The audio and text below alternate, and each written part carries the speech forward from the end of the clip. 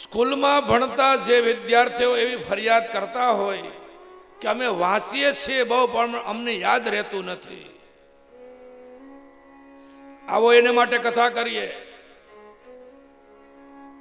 વિદ્યાર્થીના 5 લક્ષણો આપણા શાસ્ત્રમાં બતાવ્યા છે. કાગચષ્ટા,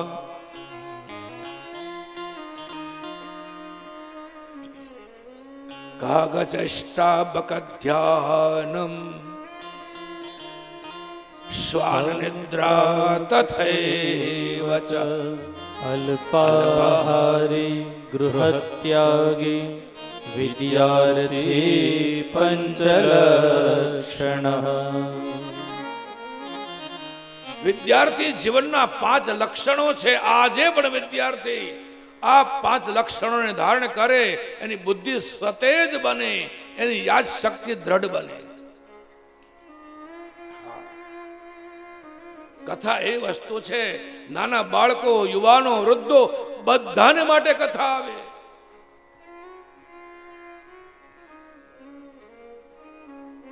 કાગચેષ્ટા,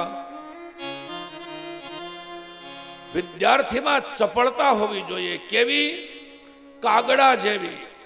તમે કાગડાનો અભ્યાસ કરજો કોઈ વાર, ક્યારે તમારા હાથમાં જલ્દી આવશે નહીં. એ ચપળમાં ચપળ પક્ષી કોઈ હોય એ કાગ છે. એટલા માટે એ સુભાષિતકારે એની ઉપમા આપી છે, કાગડાના જેવી ચપળતા. કાગચેષ્ટા બકધ્યાનમ, બગલાના જેવું ધ્યાન હોવું જોઈએ. દરિયાના કિનારે કે નદીને કિનારે ક્યારેક બગલાને જોજો, એનું ધ્યાન એના શિકારમાં હોય, માછલીમાં હોય, પણ ધ્યાન સ્થિતિમાં બગલો બેઠો હોય. વિદ્યાર્થી જે પુસ્તક વાંચવા બેઠો, સંપૂર્ણ એમાં એનું ધ્યાન હોવું જોઈએ. ધ્યાન કેન્દ્રિત કરવું પડે. વાંચતા વાંચતા મનથી, વિચારોથી વિચલિત થાય એટલે ધ્યાન ભંગ થાય. ધ્યાન ભંગ થાય એટલે યાદ ન રહે.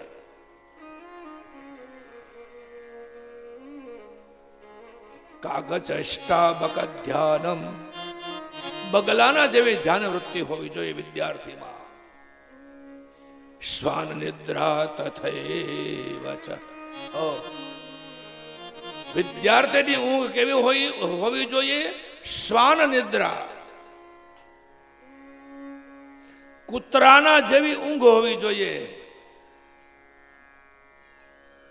ગમે એવે રાત્રે 2 વાગે પણ એ શ્વાન, કૂતરું સૂતું હોય, તમે બાજુમાંથી પસાર થાવ, તમારા પગલાનો હળવો અવાજ આવે, એ શ્વાન જાગી જાય. ક્ષણિક નિદ્રા જેને કહેવાય. વિદ્યાર્થી કુંભકર્ણ જેવો નહીં હોવો જોઈએ, આનો મતલબ એ થાય. શ્વાન નિદ્રા, કૂતરાના જેવી ઊંઘ હોવી જોઈએ. સ્વભાવ નહીં હો, સ્વભાવ નહીં, ઊંઘ.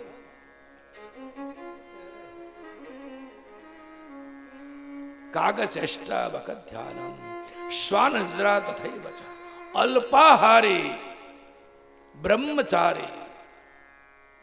અલ્પાહારી એટલે ઓછું જમવા વાળો વિદ્યાર્થી હોવો જોઈએ. ઓછું જમવું એટલે 1 કોળિયો ઓછું. તમારા શરીરની જે કેપેસિટી છે એની કરતા 1 કોળિયો ઓછું જમ. અને એમાંય જ્યારે પરીક્ષા ચાલતી હોય, તમારે વધારે વાંચન કરવાનું હોય, ત્યારે 2 કોળિયા ઓછું જમવાનું. શા માટે? બોલે ઊંઘને અને આહારને સીધો સંબંધ છે. ઊંઘને ને ભોજનને, તમે વધારે ભોજન થયું, 2 કોળિયા વધારે થયું, તુરંત ઊંઘ આવે. કેવી વ્યવસ્થા છે શાસ્ત્રોમાં, કેવા નિર્દેશો છે.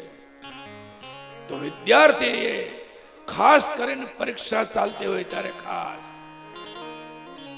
ઓછું ભોજન લેવાનું, ભૂખ્યું નહીં રહેવાનું. અને વિદ્યાર્થી ઉપવાસ તો કરવાના જ નહીં, પણ શરીરની કેપેસિટી કરતા 1 કોળિયો ઓછું જમવાનું. અલ્પાહારી બ્રહ્મચારી, જ્યાં સુધી તમારો વિદ્યાભ્યાસ ચાલે છે બાહ્ય વિકારોથી મુક્ત રહેવાનું, બ્રહ્મચર્યના વ્રતનું પાલન કરવાનું, જે તમારી બુદ્ધિને સતેજ બનાવે. અશ્લીલ દ્રશ્યો બહુ નહીં જોવાના.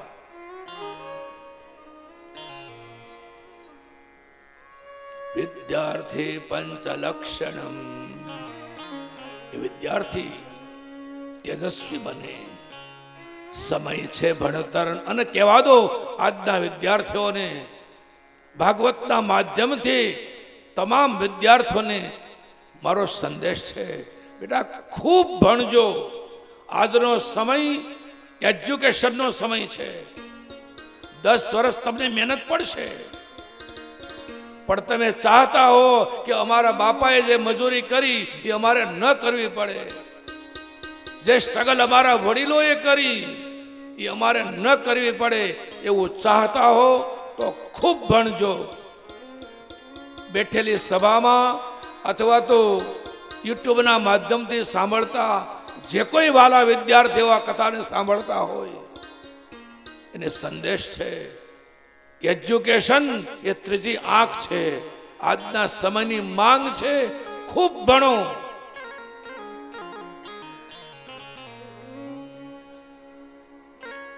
ઓછી મહેનતે વધારે સફળતા મેળવી હોય, રાજા જેવું જીવન જીવવું હોય, કમસે કમ માસ્ટર ડિગ્રી સુધી જવું જોઈએ.